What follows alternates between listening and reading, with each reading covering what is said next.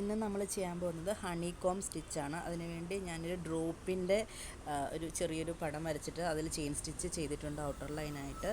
നമുക്ക് സമയം ഒരുപാടാകുന്നതുകൊണ്ടാണ് ഞാൻ നേരത്തെ ചെയ്ത് വെച്ചത്. അതിൻ്റെ അകത്ത് ഞാനൊരു 4 ലൈൻ ഇട്ടിട്ടുണ്ട്. അതെന്തിനാണെന്ന് വെച്ചാൽ നമുക്ക് ചെയ്യാൻ എളുപ്പത്തിന് വേണ്ടിയാണ്. അപ്പോൾ ഹണികോം സ്റ്റിച്ച് ചെയ്യുന്നത് നമ്മൾ എടുത്ത ചെയിൻ സ്റ്റിച്ചില്ലേ അതിൻ്റെ സെൻറ്ററിലൂടെ നമുക്ക് എത്ര നീളമാണോ വേണ്ടത് അത്രയും നീളത്തിൽ ഒരു ചെയിൻ സ്റ്റിച്ച് എടുക്കുക.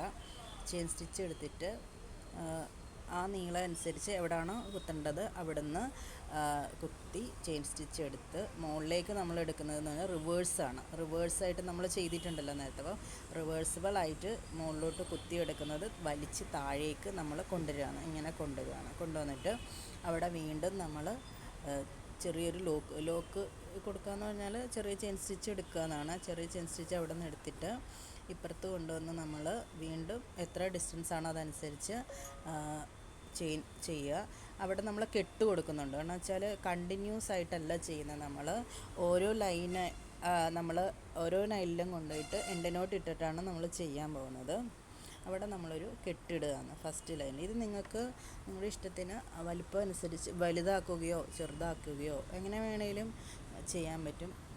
ഇപ്പോൾ വേറെ ത്രെഡ് വെച്ച് ചെയ്യണമെങ്കിൽ അങ്ങനെ ചെയ്യാം.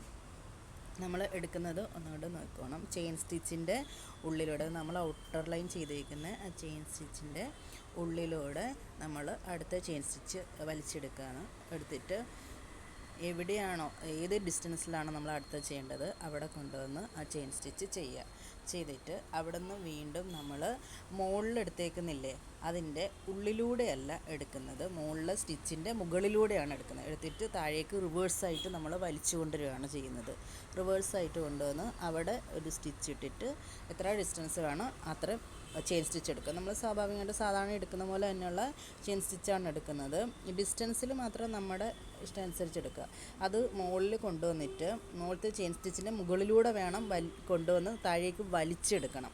വലിച്ചെടുത്ത് റിവേഴ്സിബിളായിട്ട് വലിച്ചെടുത്തിട്ട് വേണം താഴെ നമ്മളൊരു സ്റ്റിച്ച് കൊടുക്കാനായിട്ട്. സ്റ്റിച്ച് കൊടുത്തിട്ട് നമുക്ക് എവിടെയാണോ വേണ്ടത് കറക്റ്റ് അവിടെ കൊണ്ടുവന്ന് എൻഡിനോട്ട് ഇട്ട് എടുക്കുക. ഉണ്ടോ?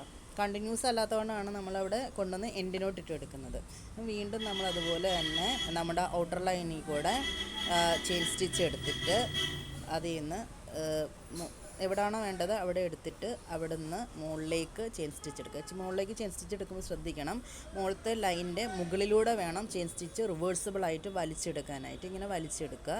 എന്നിട്ട് വീണ്ടും നമ്മളവിടെ ഒരു ചെറിയൊരു ചെയിൻ സ്റ്റിച്ച് കൊടുക്കുക. അവിടെ നിന്ന് വീണ്ടും നമുക്ക് എത്ര ഡിസ്റ്റൻസ് വേണം അതനുസരിച്ച് ചെയിൻ സ്റ്റിച്ച് എടുക്കുക. ചെയിൻ സ്റ്റിച്ച് നമ്മൾ എടുത്തിട്ട് മുകളിൽ എടുത്തേക്കുന്ന ചെയിൻ സ്റ്റിച്ചിൻ്റെ മുകളിലൂടെ വേണം റിവേഴ്സിബിളായിട്ട് നമ്മൾ സ്റ്റിച്ച് കൊണ്ടുവരാനായിട്ട്. മുകളിൽ എടുത്തിട്ടില്ലേ ആ സ്റ്റിച്ചിൻ്റെ മുകളിലൂടെ വേണം താഴേക്ക് വലിച്ച് റിവേഴ്സിബിളായിട്ട് കൊണ്ടുവരാനായിട്ട്. എന്നിട്ട് അവിടെ ചെറിയൊരു സ്റ്റിച്ച് ഇടുക. വീണ്ടും കൊണ്ടുവന്നിട്ട് ആ ലൈൻ തീരുമ്പോൾ നമ്മൾ കെട്ടിട്ട് നിർത്തിയിട്ടാണ് നമ്മൾ ചെയിൻ സ്റ്റിച്ച് താഴേക്കുള്ള അടുത്ത ലൈനിൽ ചെയിൻ സ്റ്റിച്ച് നമ്മൾ ചെയ്യുന്നത്.